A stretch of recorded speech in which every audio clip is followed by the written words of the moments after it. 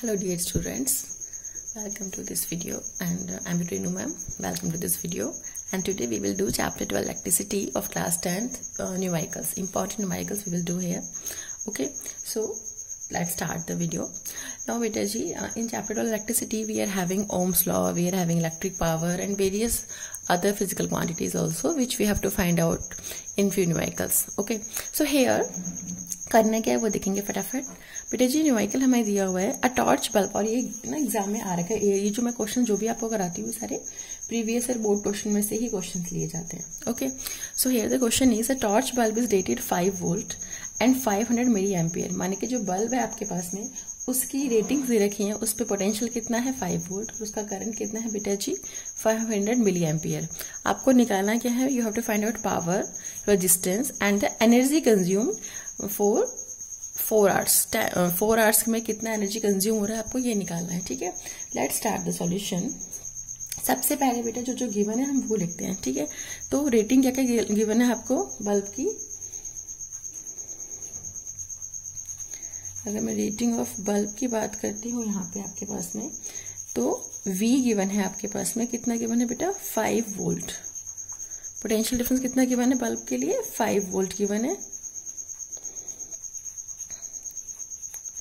Okay, current कितना given है बच्चे इलेक्ट्रिक करंट, यानी कि आपके पास में बल्ब जो है वो 500 मिली एम्पियर करंट को फ्लो करा सकता है. तो आई है बेटा जी 500 मिली एम्पियर.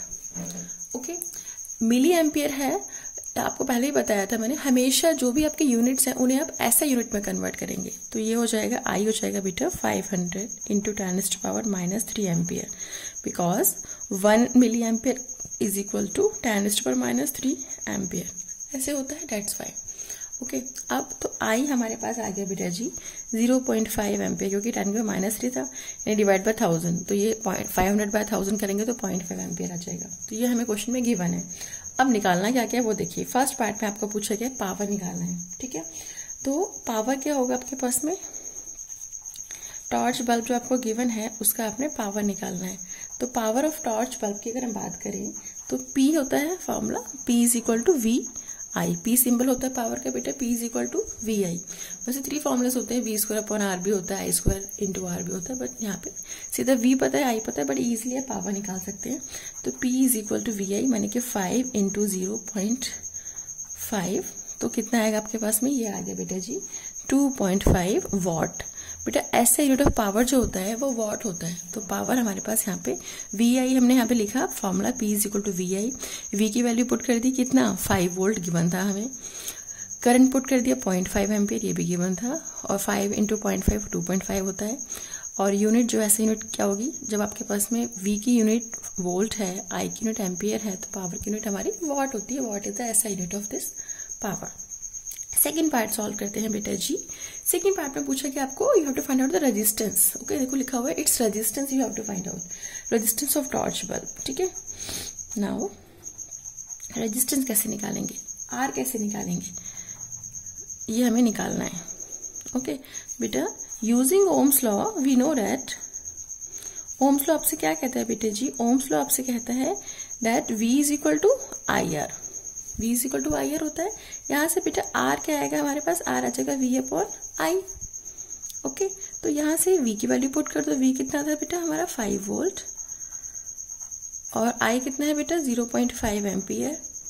तो ये हो जाएगा, डेसिमल हटाया यहाँ पे 0 आ गया, 50/5 माने के 10 ओम. वोल्ट अपॉन एम्पियर ओम होता है. ठीक है, बिकॉज ऐसा यूनिट ऑफ रेजिस्टेंस इज ओम. तो आंसर कितना आ गया हमारा 10 ओम. तो रेजिस्टेंस आ गया 10 ओम.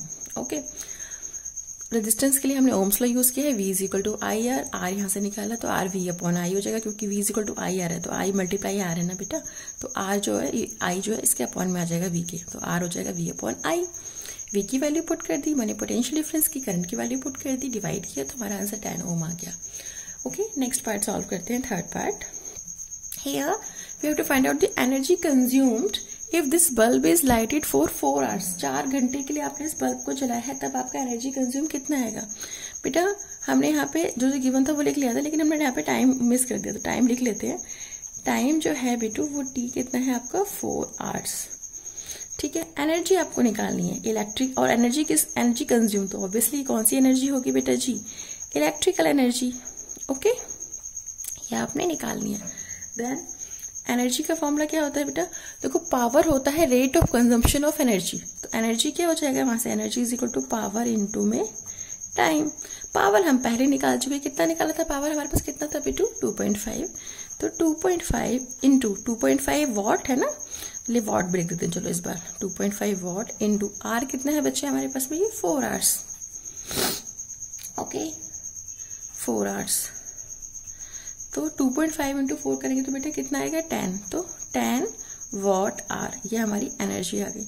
अब वॉट आर एसआई यूनिट लगती है ना, तो क्योंकि वॉट तो ऐसा यूनिट है, आर तो ऐसा यूनिट नहीं होती, तो हम क्या कर सकते हैं इसको 10 वॉट इंटू आर होता है बेटा 3600 सेकेंड।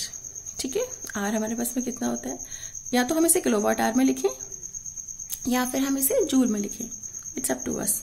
वैसे हम इसको मोस्टली यूनिट्स में लिखते हैं, यूनिट्स मतलब किलोवाट आर में लिखते हैं, तो चलो पहले किलोवाट आर में लिख देते हैं इसको। तो 10 वॉट आर था ना ये हमारे पास में, तो इसको किलोवाट में करना है, माने कि 1000 से मल्टीप्लाई किया और आपने 1000 से ही डिवाइड कर दिया, तो ये आपके पास में कितना आ जाएगा बेटे जी 1000 वॉट आर मतलब किलोवाट आर हो जाएगा, और 10/1000 माने 1/100, तो 1/100 किलोवाट आर, तो हम इसको 0.01 किलोवाट आर ऐसे लिख देंगे यहाँ पे। ठीक है, तो ये हमारी एनर्जी आ गई। किलोवाट आर में लिख सकते हैं, किलोवाट आर एक्चुअली एनर्जी की यूनिट्स होती है, जो आपका इलेक्ट्रिसिटी का बिल आता है ना यूनिट, तो वहां पे 1 यूनिट 1 किलोवाट आर को ही रिप्रेजेंट करता है बेटा जी। ठीक है, आप चाहो तो इसे जूल में लिख सकते हो, कोई इश्यू नहीं है। चलिए नेक्स्ट क्वेश्चन सॉल्व करते हैं फटाफट। Here in this next question it is given to you that we are having 2 identical resistors, हमारे पास 2 resistors हैं बेटा, दोनों सेम है। Okay, we are having 2 identical resistors, each of resistance 10 ohm। Resistance कितना है बच्चे हमारे पास में, क्वेश्चन में गिवन है 10 ohm, यानी कि फर्स्ट रजिस्टर दोनों 2 आइडेंटिकल है, माने R1 R2 both are equal and both are of 10 ohm, ये क्वेश्चन में आपको गिवन है। देन आपसे कहा गया है कि आपने कनेक्ट किया first in series and then in parallel, पहले सीरीज में लगाया फिर पैरेलल में लगाया है बैटरी के साथ में। बैटरी का पोटेंशियल कितना गिवन है बेटा आपको 6 वोल्ट गिवन है, तो यहाँ पे V कितना गिवन है आपको 6 वोल्ट। ओके, अब आपसे कहा जा रहा है calculate the ratio of power consumed in the combination of resistors in the 2 cases. दोनों केसेस में जो पावर कंजम्पशन हो रहा है बच्चे उसका आपने रेशियो निकालना है, मैंने सीरीज के लिए भी एंड पैरेलल के लिए भी। तो फर्स्ट पार्ट में सीरीज बोला गया था, आई एम सॉरी, तो फर्स्ट पार्ट की बात करते हैं, माने इन सीरीज। ठीक है, तो हमें पावर निकालना है, पावर के लिए हमें सीरीज में क्या पता होना चाहिए, 2 रजिस्टर है आपके पास में, तो 2 रजिस्टर को बेटा सीरीज में अगर हम लगाते हैं तो कैसे लिखेंगे, है ना, सीरीज एक के पीछे एक, तो ये R1 हो गया और ये R2 हो गया। तो बेटा सीरीज में रेजिस्टेंस का जो फॉर्मूला होता है equivalent resistance of series RS, तो R1 प्लस R2 हो जाएगा। ओके, तो यहाँ पे फर्दर सॉल्व करेंगे, R1 कितना गिवन है आपको, R1 R2 दोनों 10 गिवन है, तो 10 प्लस 10, तो बेटा हमारे पास में सीरीज का इक्विवेलेंट रेजिस्टेंस आ जाएगा बेटा जी 20 ओम। ये आ गया सीरीज का रेजिस्टेंस 20 ओम। अब निकालना है अपने पावर, तो पावर इन सीरीज, ठीक है, तो लेट इट बी PS। तो बेटा पावर का फॉर्मूला क्या बताया था आपको, 3 फॉर्मूले बताए थे, VI, V²/R और I²R। तो हम यहाँ पे पुट कर रहे हैं V²/R।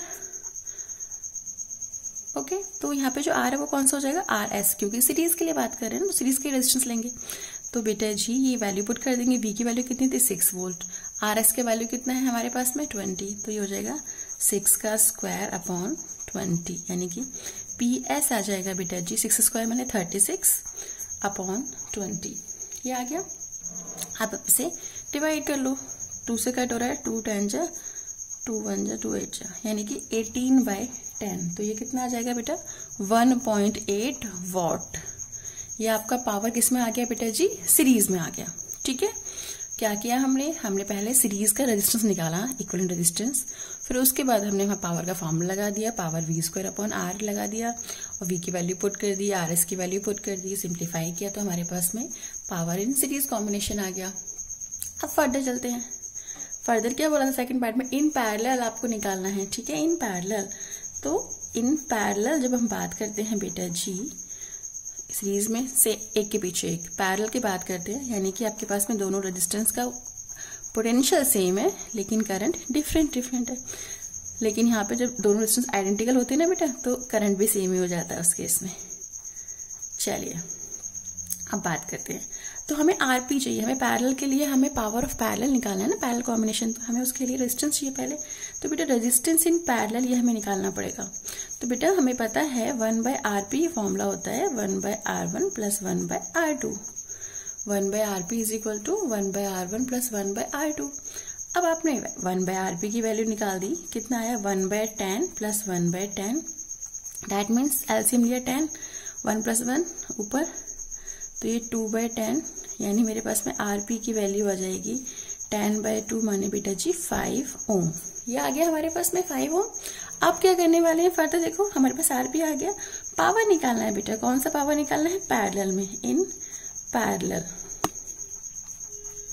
ओके, तो पावर इन पैरेलल निकालेंगे, दैट मीन्स V²/RP।